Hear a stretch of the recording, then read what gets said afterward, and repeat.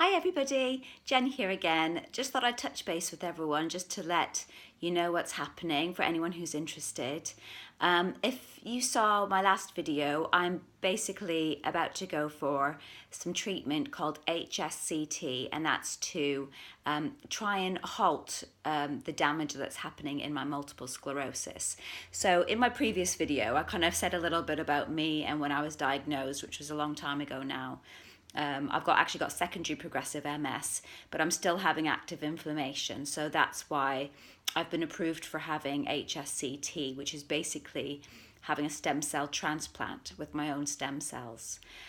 So I did say that I was going to be using this YouTube channel to be able to document everything I'm doing in the hope that maybe it helps me to do it, but also help others who might be thinking about HSCT or is going through it too.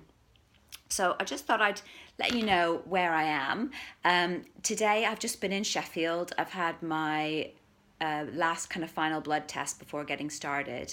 It's Friday the 26th of October and I'm going in on Monday 29th. So on Monday I'm actually starting the process off with getting chemo and other things as well, things like anti-sickness meds and fluids and things like that to try and kind of flush the chemotherapy through. But what the chemo does is it's meant to kind of stimulate my body into making more stem cells, my bone marrow to make more stem cells, because that's where the stem cells are made. And then later on next week, I'll be going back into hospital to have some growth hormone injections, and what those do, I think they're like synthetic growth hormone injections, and what they do is they again stimulate my bone marrow to make even more stem cells, so much that my bone marrow can no longer contain my stem cells and they go into the rest of my blood. At the end of that time, they will then harvest my stem cells, so they'll take the stem cells out of my blood by doing I suppose it's a bit like a blood transfusion. Apparently my blood comes out of me and back in 2.5 times in order to be able to siphon off the stem cells off of the blood, and then they're frozen until the next stage of the HSCT. So that's a bit confusing, and what I'll do is to be honest, I'm still getting my head around the whole process. I feel like I do know it, but it's probably better described by someone other than me. So what I'll do is I'll link, I found lots of information on the MS Trust website, and I'll link that down below. I'll also link a blog post I did about my HSCT treatment down below as well, just so you can see what it is that will be happening to me over the next few weeks.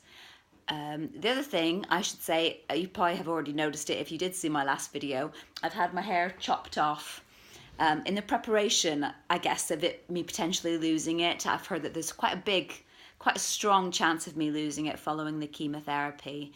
So I think for me, psychologically, to get used to having shorter hair, I kind of felt like it would be a good idea just to cut it shorter. I did have shoulder length hair. And also for my kids, I have to admit that when my daughter saw me right after I got my hair cut, she was like, "Oh, I don't think I like it anymore." She was, "But you still look nice, mummy. You look like your mum." She says I look like her granny, which is not, it's actually quite a nice compliment for me, so that's good. But yeah, I kind of thought if I started going shorter, then it wouldn't be such a big deal when it starts falling out, maybe. And I've got some friends who've had to unfortunately go through chemotherapy as a result of breast cancer. And they've also said that if you have shorter hair first, it makes it a lot easier rather than it coming out in big chunks and things. So don't know if I definitely will lose my hair, but if I do, then I kind of feel mentally prepared for it. So yeah, that's just a little update on me and what's happening. I'm feeling really nervous now. I've known about it happening since about July this year. They kind of touted it as an idea, and it got the go-ahead in kind of July, August time. So I have known about it, but I don't think it felt real until I got my dates through last week. So yes, we've got the dates for me. Obviously, I had my blood test today, chemo on Monday, then hopefully home on Tuesday, all going well, if not that Wednesday, and then back in on the following Saturday for up to a week for these growth hormone injections, hormone injections and the harvesting of my stem cells. So that's taking the stem cells out of my blood and freezing them for the next part of the treatment. As to when the next part of the treatment will be, I think they are thinking after Christmas now. So it's the end of October, and I think the idea of when you go in and do the second part of the treatment, you do have a kind of a higher dose of chemotherapy. So it basically zaps your immune system completely. And then you have to spend some time in isolation as well. So the fact that I'll probably be in isolation for a few weeks perhaps puts them off doing it over the holiday season. So, or close to the holiday season, because I guess you don't know what's going on there, really, what's going to happen. And for me, it's good because I actually really do want to spend some time with my family, and Christmas is a nice time for us all to be together. We have no plans to see others at this stage because my immune system will be weakened as a result of the chemo. So having a nice quiet Christmas before getting onto the second stage will be quite nice. And I have been preparing for going in and doing things. I've bought myself a couple of wigs, which I'm sure you'll see at some point. And the other thing, I bought myself some scarves, and I actually went into town the other day and bought a pair of jammies, a nice new comfy pair of jammies, and some nice snacks and things to have on the ward with me if I'm in for a few days.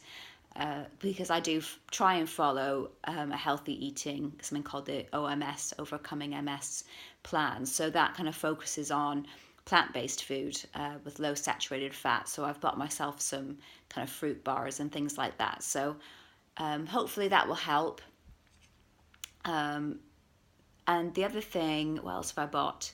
Loads of hand gel for around the house.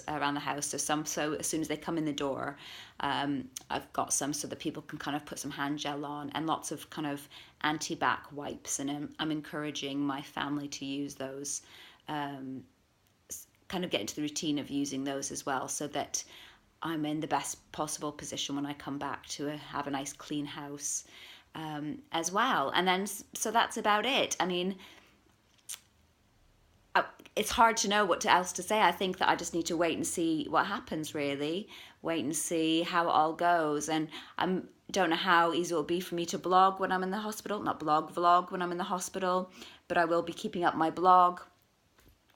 So if you're interested, just have a look on there. I'm also on Instagram and Twitter and things like that. So have a look at my handles down below if you want to follow me. I can't guarantee I'll be on a lot because of what's happening, and fingers crossed everything goes fine. I'm sure it will, but I think just the unknown, that's what's kind of making me a bit nervous. That, today when I saw the doctor, she said, oh, everything will be fine. I'm sure everything will be fine. You're healthy apart from your RMS.